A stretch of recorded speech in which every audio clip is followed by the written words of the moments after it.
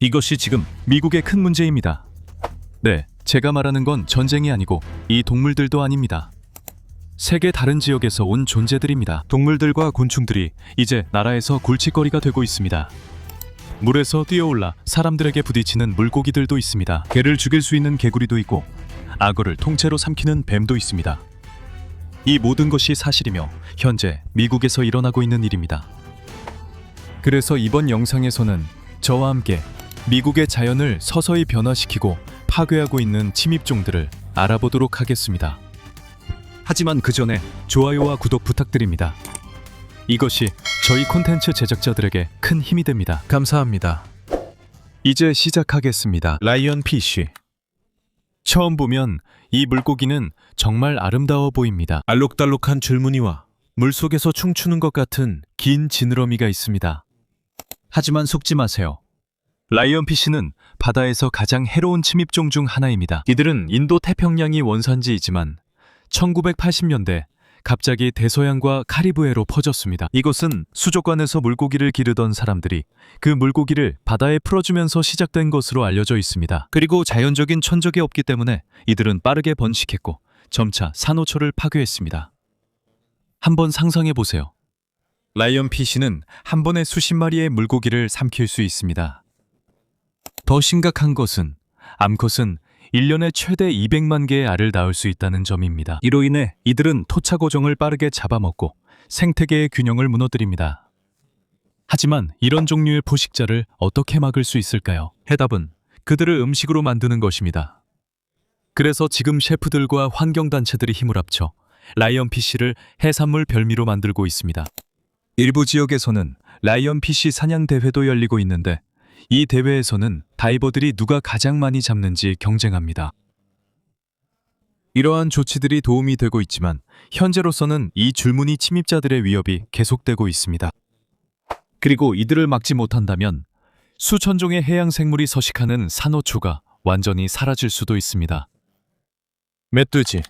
만약 당신이 돼지를 분홍색이고 농장에서 키우는 동물로 생각하고 있다면 그건 잘못된 생각입니다. 멧돼지는 농장 돼지보다 더 크고 더 사납고 더 파괴적인 사촌과도 같습니다. 그들은 마치 4발 달린 불도저처럼 온 밭을 망가뜨릴 수 있습니다. 도대체 어떻게 그들이 미국에 오게 된 걸까요? 이건 사냥과 가축 사육을 위해 돼지를 데려온 초기 유럽 정착민들의 잘못입니다. 하지만 많은 돼지들이 탈출해서 시간이 지나면서 점점 더 많아졌고 결국 집돼지들과 섞이게 되었습니다. 그 결과 전문가들이 지금 슈퍼돼지라고 부르는 돼지들이 탄생했습니다.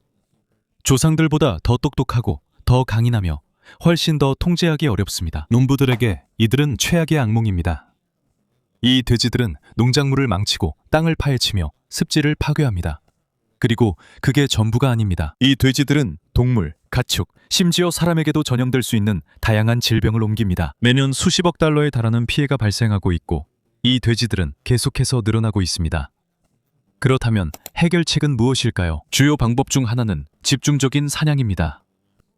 텍사스에서는 이것이 단순한 취미가 아니라 하나의 문화입니다. 축제와 현상금 프로그램도 있어서 멧돼지 한 마리를 잡을 때마다 현금 보상이 주어집니다.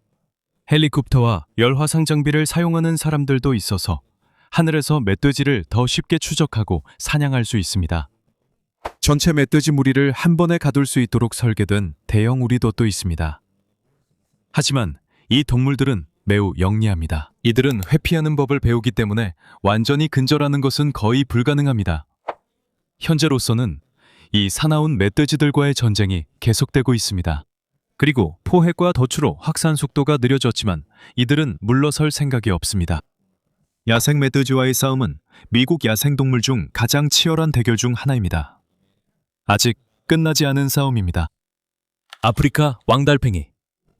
달팽이가 느리고 기어다니는 것밖에 할 줄 모른다고 생각한다면 당신은 잘못 생각하고 있는 겁니다. 아프리카 왕달팽이는 연체동물 세계에서 괴물과도 같습니다. 엄청나게 크고 식욕도 왕성하며 매우 위험합니다. 이 달팽이는 최대 8봉인치까지 자랄 수 있는데 이는 사람 손보다도 더 깁니다. 이 달팽이는 처음 플로리다에서 발견되었고 그 이후로 농부들에게 악몽이 되었습니다. 이 달팽이들은 수백 가지 식물을 먹어치웁니다. 채소, 과일, 나무 껍질까지 모두 먹죠. 피해를 입는 것은 작물뿐만이 아닙니다. 이 달팽이들은 사람에게 뇌수막염을 일으킬 수 있는 기생충도 옮깁니다.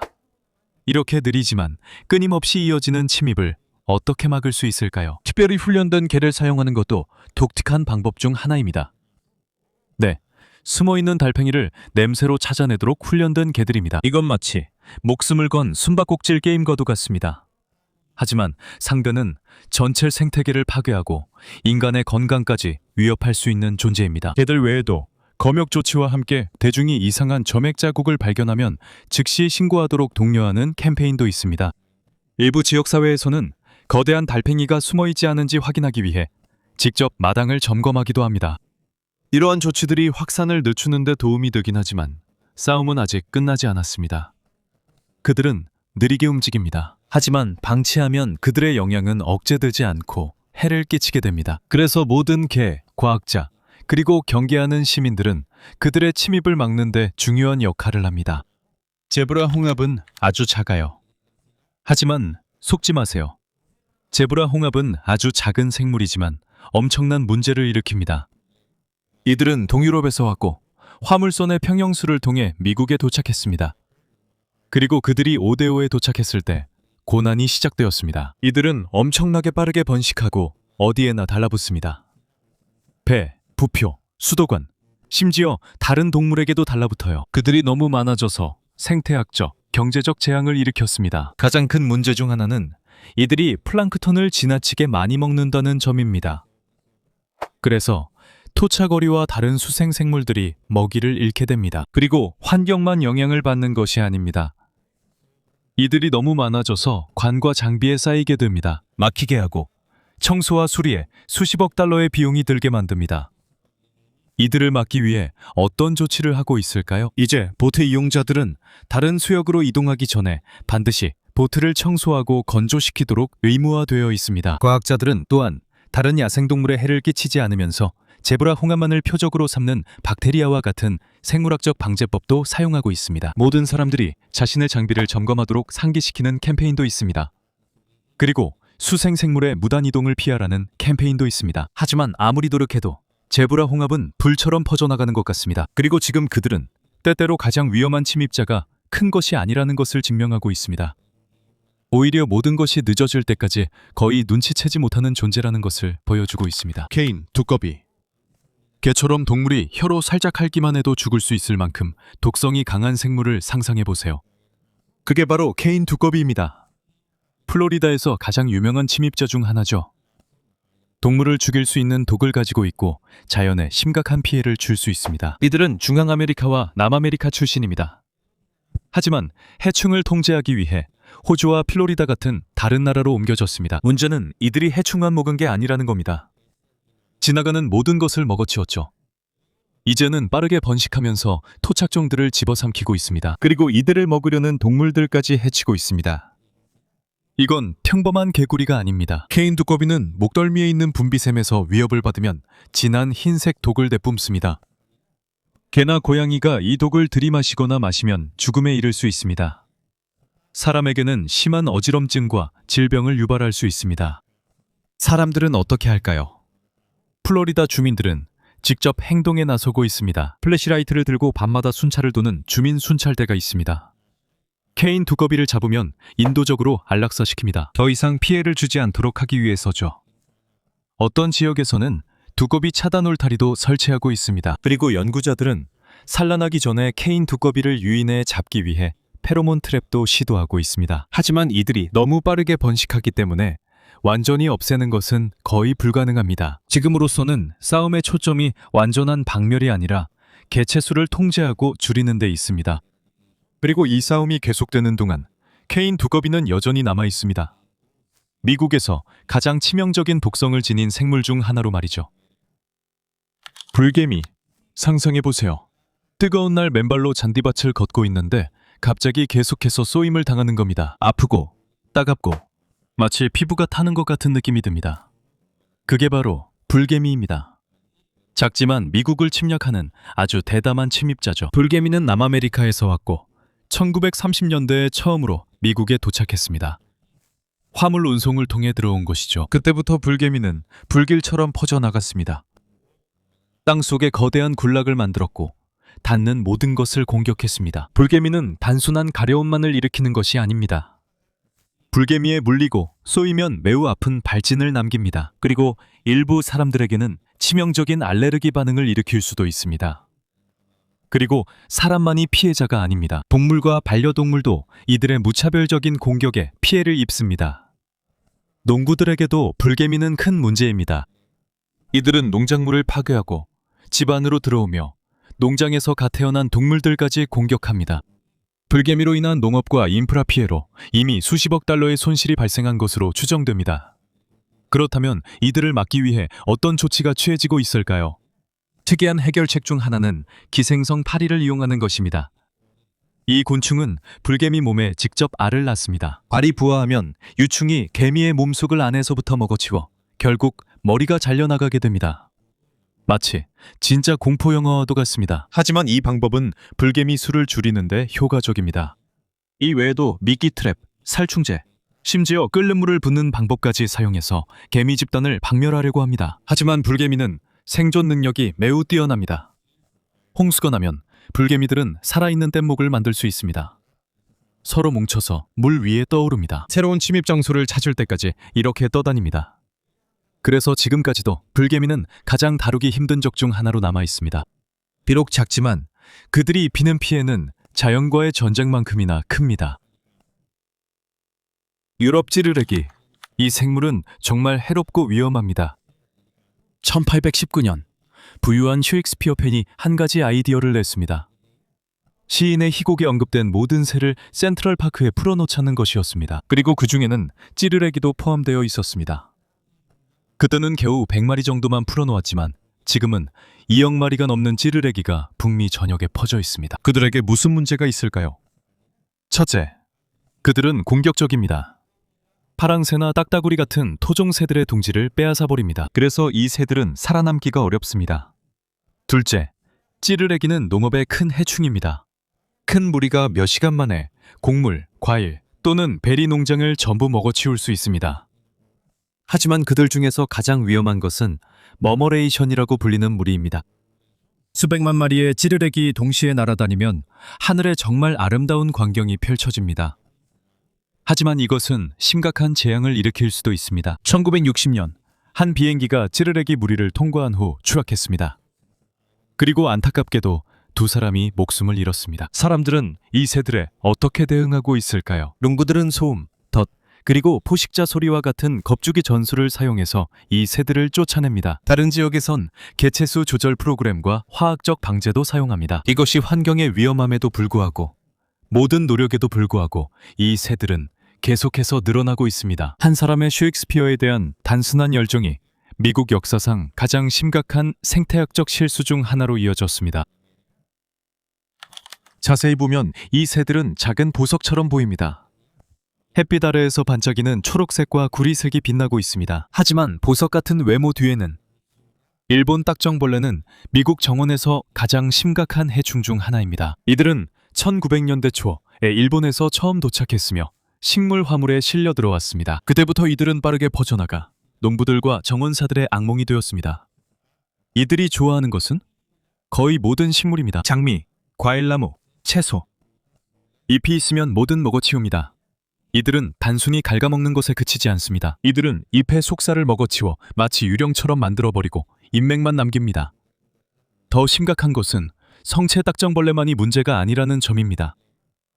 이들의 유충, 즉 군뱅이들은 땅속에 살면서 잔디의 뿌리를 빨아먹고 아래에서부터 서서히 잔디밭 전체를 죽입니다. 사람들은 이 딱정벌레들에 맞서 무엇을 할까요? 일부 사람들은 딱정벌레를 손으로 직접 잡아서 비눗물에 담급니다. 다른 사람들은 페로몬 트랩을 사용해서 딱정벌레를 유인하지만 때로는 잡는 것보다 더 많은 딱정벌레를 끌어들이기도 합니다. 생물학적 방법도 있는데 여기서는 선충이라는 아주 작은 벌레를 사용해서 유충을 죽입니다. 위모일 같은 천연 살충제도 하나의 방어책입니다. 하지만 여러 가지 방법을 시도해도 일본 딱정벌레의 증식은 여전합니다. 튼튼하고 빠르고 적응도 잘하며 가리지도 않습니다. 그래서 지금까지도 그들은 정원사와 농부들에게 가장 강력한 적 중 하나입니다. 작은 배를 타고 강에서 그냥 쉬고 있다고 상상해 보세요. 그런데 갑자기 거대한 물고기가 튀어 올라와서 얼굴에 부딪히는 겁니다. 그게 바로 아시안 카프의 명성입니다. 물속의 고개사들이자 미국의 강과 호수에서 악몽이 된 존재들이죠. 이들은 1900년대 중반에 아시아에서 처음 미국으로 들여왔습니다. 어류 양식장과 폐수 처리장에서 도움을 주기 위해서였죠. 이들의 일은 조류와 플랑크톤을 먹는 것이었습니다. 하지만 1970년대에 홍수가 나면서 이들은 탈출해 미시시피강 유역으로 퍼지게 되었습니다. 그때부터 이들의 개체수는 마치 막을 수 없는 해일처럼 급격히 늘어났습니다. 문제는 이들이 토착어류의 주 먹이인 플랑크톤을 먹어치운다는 점입니다.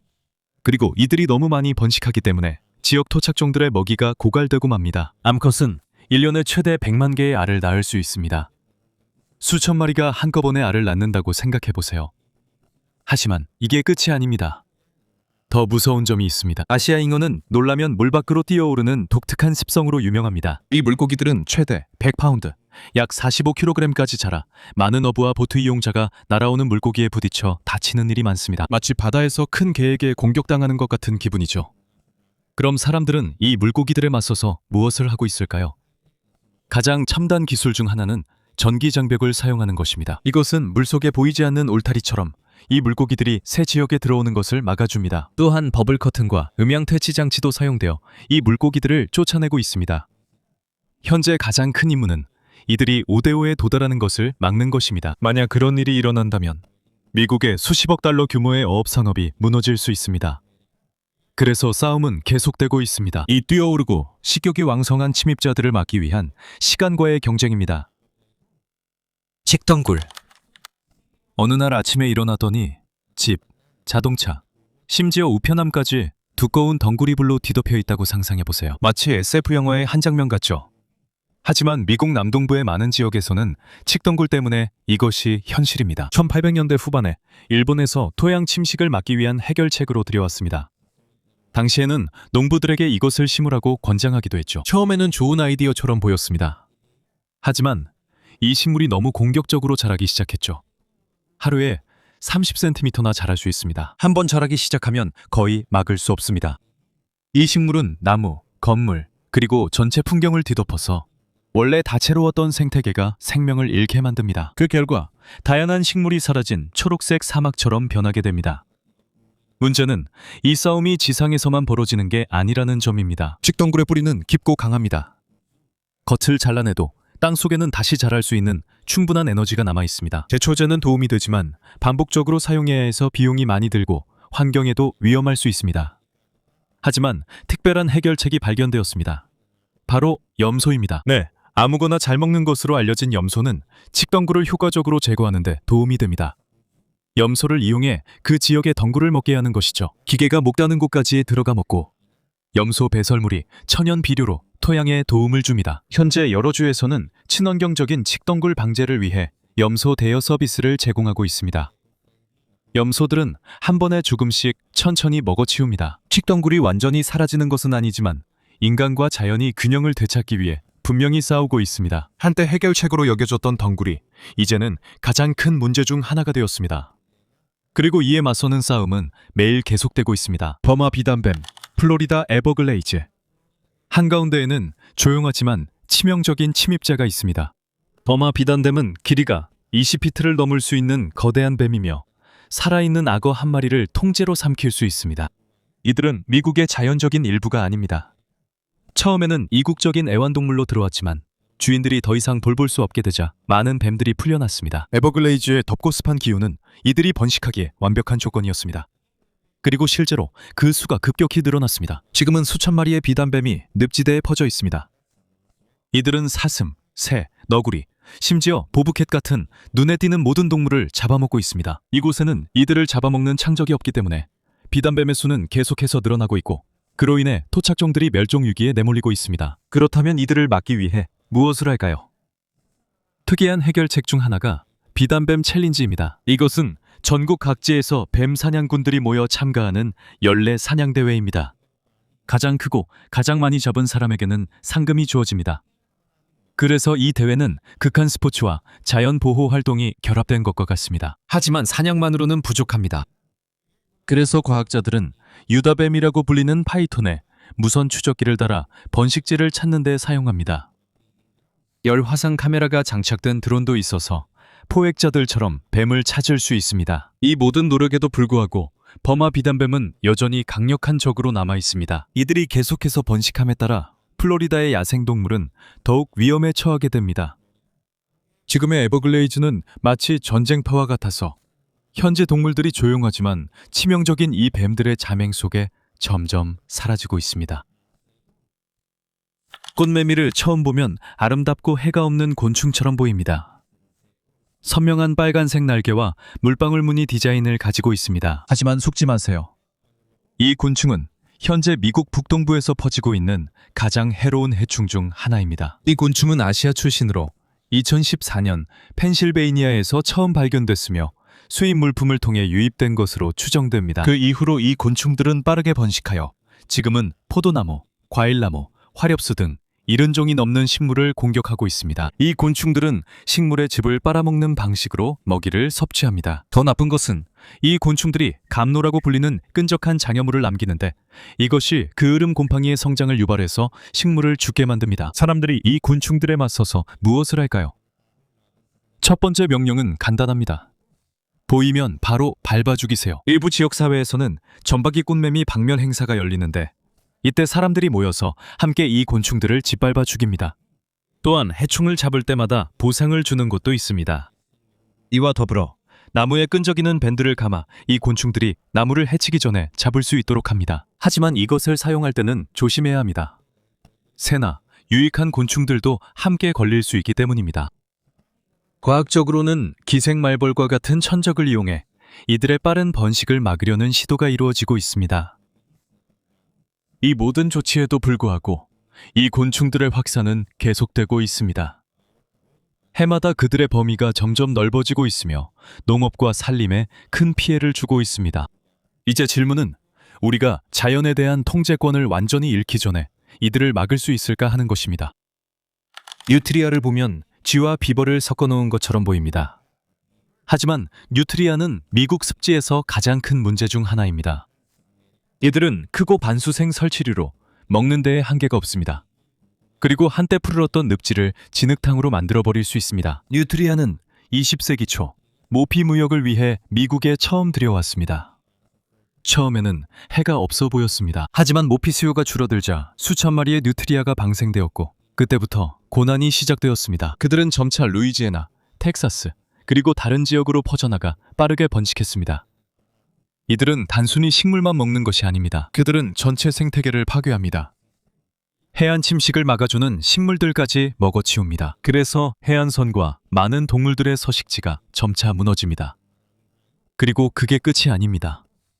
그들은 제방과 강둑을 파는 것도 좋아합니다. 이로 인해 지역사회의 중요한 홍수방지 구조물이 약해집니다. 그렇다면 이들을 막기 위해 무엇을 하고 있을까요? 루이지애나에서는 사냥꾼들이 신고한 뉴트리아 꼬리마다 보상을 받는 현상금 프로그램이 있습니다.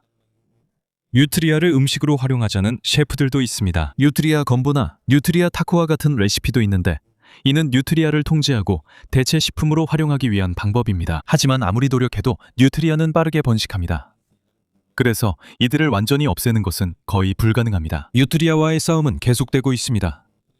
사냥이든 덫을 놓든 아니면 주방에서든 말이죠. 한 가지는 분명합니다. 미국의 습지를 지키고 싶다면 뉴트리아를 반드시 막아야 합니다. 가물치를 상상해 보세요. 좋아하는 호수에서 낚시하다가 공포 영화에나 나올 법한 물고기를 잡는다면 어떨까요? 몸이 길고 이빨이 날카로우며 땅 위를 걸을 수도 있습니다. 그게 바로 가물치입니다. 미국 역사상 가장 치명적이고 가장 극악한 침입성 어종 중 하나입니다. 2002년 메릴랜드에서 처음 발견되었습니다. 아마도 수족관 주인들이 버렸거나 생선 시장에서 온 것일 겁니다. 하지만 이들이 강과 호수에 들어가자마자 빠르게 퍼졌습니다. 이들은 최상위 포식자입니다. 작은 물고기, 개구리, 갑각류, 때로는 다른 가물치까지도 잡아먹습니다. 가장 위험한 점은 이들이 물 밖에서도 며칠 동안 살아남을 수 있다는 것입니다. 이들은 공기를 호흡할 수 있기 때문에 실제로 땅 위를 걸어서 다른 호수나 강으로 이동할 수 있습니다. 그리고 미국에는 이들의 천적이 없기 때문에 개체수가 늘어나는 것을 막을 방법이 없습니다. 그래서 몇몇 주에서는 가물치 낚시 대회를 열고 있습니다. 가장 크고 가장 많이 잡은 사람에게는 상금이 주어집니다. 몇몇 레스토랑에서는 개체수를 줄이기 위해 스네이크 헤드를 별미로 제공하기 시작했습니다. 전기 낚시도 사용되는데 이는 물에 전류를 흘려보내 물고기를 잡는 방법입니다. 더 극단적인 경우에는 어류를 죽이는 약품을 사용하기도 합니다. 이 화학물질은 한 지역의 모든 물고기를 죽여 스네이크 헤드를 박멸하기 위해 사용됩니다. 하지만 어떤 방법을 써도 그들의 생존력은 여전히 강하고 끈질깁니다. 공기를 호흡할 수 있고 땅 위를 걸을 수 있으며 거의 어디서든 살아남을 수 있는 능력 덕분에 북부 가물치는 쉽게 막을 수 없는 괴물과도 같습니다. 그리고 지금도 미국은 이 걸어다니는 물고기와의 싸움을 계속하고 있습니다. 집참새는 아름다운 노래나 화려한 깃털로 유명한 새들과는 다릅니다. 작고 공격적이며 마치 하늘의 작은 갱스터들 같습니다. 이 새들은 1800년대 유럽에서 처음 들여왔는데 해충을 잡는 데 도움이 될 거라고 생각했기 때문입니다. 하지만 도움이 되기는커녕 오히려 큰 문제가 되었습니다. 이 새들은 토종새들의 먹이를 빼앗을 뿐만 아니라 그들의 둥지까지 차지하고 때로는 원래 둥지의 주인을 죽이기도 합니다. 파랑새와 제비 그리고 다른 토종종들의 개체수는 이들 때문에 심각하게 감소했습니다. 더 심각한 것은 이 새들은 특히 사람과 가까운 곳에서 빠르게 번식한다는 점입니다. 이들은 도시, 농장, 그리고 마당을 좋아합니다. 이 새들은 가로등 기둥, 홈통, 심지어 신호등에도 둥지를 틉니다. 그래서 사람이 있는 곳에는 반드시 이 새들도 있습니다. 이들을 막기 위해 어떤 조치가 이루어지고 있을까요? 집참새가 들어갈 수 없지만 토종새들에게는 안전한 특별한 새집이 있습니다. 스페로우 스푸커라는 간단한 장치도 있는데 둥지에서 새를 쫓아내는 데 사용됩니다. 일부 지역에서는 그들의 수를 줄이기 위해 포획과 제거도 사용하고 있습니다. 하지만 이 모든 것에도 불구하고 집참새는 역사상 가장 성공적인 침입성 조류 중 하나로 남아 있습니다. 그들의 적응력과 번식력 덕분에 우리가 원하든 원하지 않든 하우스 스페로우는 북아메리카의 풍경의 일부로 남을 것 같습니다. 아르헨티나 개미 대부분의 개미들은 작은 군락을 이루고 자신만의 영역을 가지고 있습니다. 하지만 아르헨티나 개미는 다릅니다. 그들은 마치 하나의 거대한 유기체처럼 엄청나게 큰 슈퍼 콜로니를 형성합니다. 그들은 1800년대 후반에 남아메리카에서 무역선에 실려 처음 도착했습니다. 그리고 그들이 미국에 자리 잡자마자 빠르게 퍼져나갔습니다. 다른 개미들이 영토를 두고 싸우는 것과 달리 아르헨티나 개미는 서로 협력합니다. 그래서 그들의 군락이 더 크고 더 강해집니다. 이 때문에 그들은 빠르게 토착 개미들을 이기고 쫓아냅니다. 그리고 그들은 다른 곤충들과만 싸우는 것이 아닙니다. 그들은 집 안으로 들어오고 농작물을 파괴하며 심지어 벌통까지 공격해서 수분 매개자들을 위험에 빠뜨립니다. 도시에서는 전기암을 점령해 합선을 일으키고 가전제품에 손상을 주는 것으로도 유명합니다. 사람들은 이들에게 어떻게 맞서야 할까요? 일반적인 살충제로는 충분하지 않습니다. 왜냐하면 군락의 일부만 제거해도 나머지는 계속 활동하기 때문입니다. 그래서 연구자들은 아르헨티나 개미만을 표적으로 삼고 다른 종에는 해를 끼치지 않는 기생성 곰팡이와 같은 생물학적 방제법을 시도하고 있습니다. 일부 집주인들은 쥐조토라는 가루를 사용하여 개미의 외골격을 파괴하거나 독이 든 미끼 트랩을 사용하기도 합니다.